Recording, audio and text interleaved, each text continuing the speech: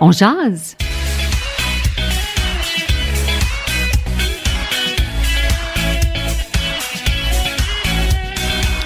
Bonjour, chers auditeurs d'Unique FM 94.5. Ici Julie Blacomo. Vous êtes à l'écoute de On jase.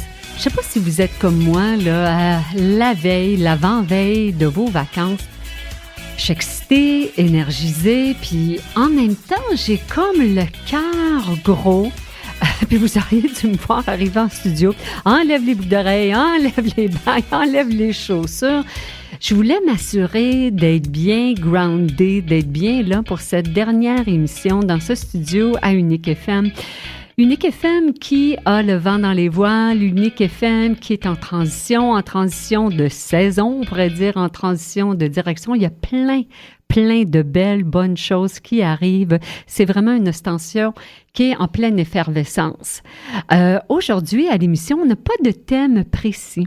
Puisque c'est la dernière de la saison, ce qu'on a choisi de faire aujourd'hui, c'est de revoir, d'aller jaser avec des invités qu'on a eus au long de la saison. Alors aujourd'hui, on va avoir 4 invités. Alors on va parler un peu de médecine, mais surtout d'empathie. On va parler d'émotions. On va en parler avec Dr Nicole Audet. Vous allez vous en souvenir, Dr Audet a créé cette fabuleuse série Félix et Boubou pour les tout-petits. Elle est médecin. Et elle va nous parler de son nouveau projet. On va aussi aller revoir Alex Saraf. Comme moi, vous avez peut-être eu un coup de cœur pour cet enseignant en psychologie qui vulgarise la psychologie à merveille. Et il avait fait ça dans son livre « La psychologie pour apprécier l'être humain ». On va aller voir là, qu'est-ce qui se passe avec Alex. Là. Est-ce qu'il y a des projets pour l'été? Peut-être des conférences, à lui de nous le confirmer. Puis à peu près à la mi-temps de l'émission, on va aller voir une coach qu'on aime beaucoup, Nancy Lehoux. Non seulement elle est coach, elle est auteure, elle est conférencière. Vous pouvez aller voir coach-e.ca. Elle est aussi une femme d'affaires, elle est entrepreneur. Qu'est-ce qui s'en vient pour la suite de Nancy? Qu'est-ce qui s'est passé dans sa vie depuis l'émission? Et à la toute fin, le dessert, parce qu'on est sur l'heure du midi. Vous l'avez entendu régulièrement sur nos ondes, partout, un peu partout à travers le Canada. Elle fait des prédictions astrologiques. C'est la sorcière bien-aimée qu'on aime beaucoup.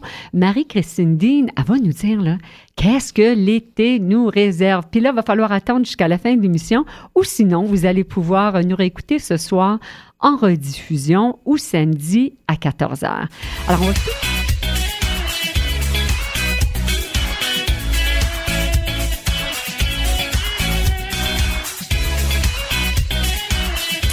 Rebonjour tout le monde, Julie Blacomo, vous êtes à l'écoute de On jase sur les ondes d'Unique FM 94.5. On est un peu en mode vacances, surtout rétrospective avec nos coups de cœur de la saison 2018-2019. Sans plus tarder, mesdames et messieurs, nous recevons l'auteur Alex Saraf, l'auteur de La psychologie pour apprécier l'être humain.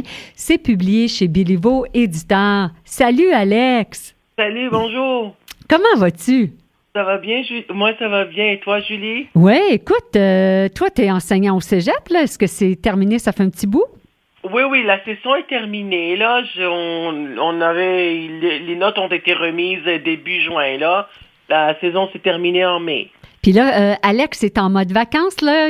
Ben, raconte-nous, là, depuis que tu es passé à l'émission, là, écoute, tu as fait des médias, là, pour en parler, là.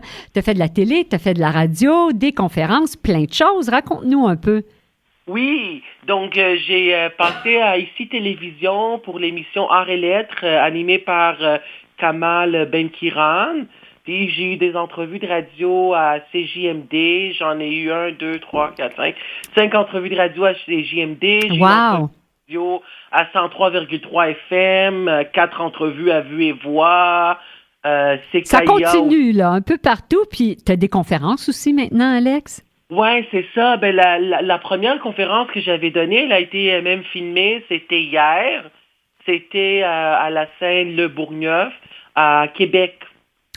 C'était organisé par Sandra Hull. C'était hier soir à Québec. D'accord. Ta conférence dure combien de temps? Puis, quel est l'objectif de la conférence? Là? On peut s'attendre à quoi quand on va te voir en conférence, Alex Saraf?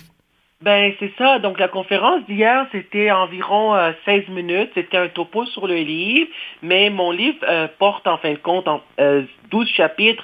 Donc, je peux donner une conférence sur la santé mentale, sur la santé amoureuse, sur l'adolescence, la dynamique de groupe. Je peux aborder plusieurs thèmes. Ça dépend, je peux le faire sur mesure. Donc, inspiré des chapitres de ton livre, toi, tu peux personnaliser une conférence selon le public qui est là, les participants qu'il va y avoir dans la salle. Oui, exactement. Ça dépend de c'est quoi la demande, c'est quoi, qu'est-ce qu'ils voudraient. Je pourrais faire une conférence sur mesure. Alex, pour les auditeurs d'Unique FM qui n'ont pas eu la chance de t'entendre la première fois que tu es venu faire un petit tour dans nos studios à On Jase, selon toi, qu'est-ce que la psychologie? Là, on en parle beaucoup de psychologie, on parle de psychologie positive, on parle de la psychologie de l'être humain, on parle aussi de la psychologie des animaux. Comment tu vulgarises ça, toi, la psychologie? Là? Quelle est la définition de la psychologie? Oui, la psychologie, c'est une étude scientifique du comportement humain et animal et des processus mentaux. Puis les comportements, ce sont des gestes que l'on voit, ce sont des actions que l'on regarde à l'œil nu, qu'on n'a pas besoin de microscope. Puis les processus mentaux, ce sont des réactions qu'on ne voit pas qui se passent dans la tête, telles que les pensées, les attentes, les croyances, les images mentales, la perception, etc.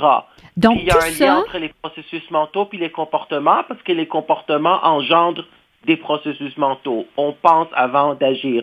On a une émotion, c'est processus mental, ça déclenche un comportement. On est triste, puis ça déclenche le comportement, le geste que l'on voit, la réaction visible, on va pleurer, par exemple. Puis, oui. Pour répondre à ta question, c'est qu'il y a beaucoup de champs de spécialisation. Il y a beaucoup de branches en psychologie. Donc, on a, oui, la zoopsychologie, qui est la psychologie animale. On a la psychologie communautaire. Par exemple, ceux qui travaillent dans des organismes communautaires comme Suicide Action, par exemple, ou Télède, là. Puis, on a aussi la psychologie sociale. Moi, je suis psychopédagogue, c'est ma branche. C'est une branche de la psychologie qui étudie et favorise les processus d'apprentissage en se servant des techniques de mémorisation, en étudiant les dynamiques de groupe. Il y a la neuropsychologie dont on entend pour les neurosciences, etc. Tu comprends? Oui, c'est intéressant. Donc, nous, quand on est en interaction avec un être humain ou avec un animal, de l'extérieur, on observe un comportement. Oui. On observe un comportement et quand le comportement est hors de l'ordinaire, puis là, j'hésite à mettre le mot ordinaire normal, là, surtout quand on parle de psychologie, mais est hors norme. Peut-être quelque chose qu'on n'est pas habitué de cette personne-là, de cet individu-là, ou de notre animal, hein, notre pitou, notre minou, peu importe. Quand on observe un comportement comme celui-là, est-ce qu'il serait juste, Alex Saraf, de dire qu'il y aurait peut-être un processus mental qui n'est pas à point? Que c'est le processus mental qui a peut-être dévié. Ou, hein, ou à l'inverse, quand moi, mon processus n'est pas tout à fait aiguillé, et pas tout à fait roule pas bien, ben là, mon comportement va dévier. Oui, on peut dire ça. Moi, j'appellerais ça, par exemple, des comportements hors commun ou hors normes ou des comportements plutôt atypiques. Ce qu'on voit pas généralement dans la population générale ou dans la culture donnée. Puis oui, ça fait en sorte parce qu'il y a des processus mentaux, il peut y avoir des distorsions cognitives. En cognition, ce sont des façons de penser. Donc les gens qui ont des distorsions cognitives, ça veut dire des pensées aussi qui peuvent être irrationnelles, biaisées. J'ai plusieurs exemples. Hein. Oui. Comportements même déviants. Sexuels déviants pour les pédophiles parce qu'ils ont des distorsions cognitives, des façons de penser vraiment dysfonctionnelles là, par rapport qu'ils pensent que qu'est-ce qu'ils font aux enfants, c'est correct et ainsi de suite, là, puis ils les abusent. Oui, c'est terrible ça. Est-ce qu'il y en a de plus en plus maintenant justement des pensées cognitives injustes qui sont vraiment pas usuels, des processus mentaux qui font défaut. Il me semble, surtout ici dans notre région, au centre-ville d'Ottawa, il me semble qu'on voit plus qu'avant des gens qui auraient des troubles mentaux. Est-ce qu'il y a une explication pour tout ça, là, ou est-ce que c'est parce qu'on est de plus en plus conscient qu'il peut y avoir des troubles psychologiques? Mais je pense parce que les gens le dévoilent plus aussi, parce qu'avant, c'était plus tabou. C'est encore tabou. Ah oui, le suicide encore. On le voit, on sait qu'il y a beaucoup d'itinérance aussi. 40% des itinérants sont schizophrènes. Donc, c'est sûr qu'il y a des hallucinations, des illusions. Ça se passe dans la tête, des perceptions aussi, des façons de penser qui sont erronées. Donc, c'est sûr que la personne qui a de comportements compulsifs, qui va se laver 50 fois par jour, ben, ça vient d'une idée obsédante dans la tête. Il faut que tout soit propre. Comprends-tu ce que je veux dire? Donc, oui. Les gens qui ont des émotions qui sont fortes, par exemple, très, très hypersensibles, là, ça peut donner des comportements comme des bagarres aussi. Ou des oui, puis en ce moment, est-ce que tu dirais pas aussi, oui, le borderline, puis en ce moment, est-ce que tu dirais pas aussi qu'avec cette...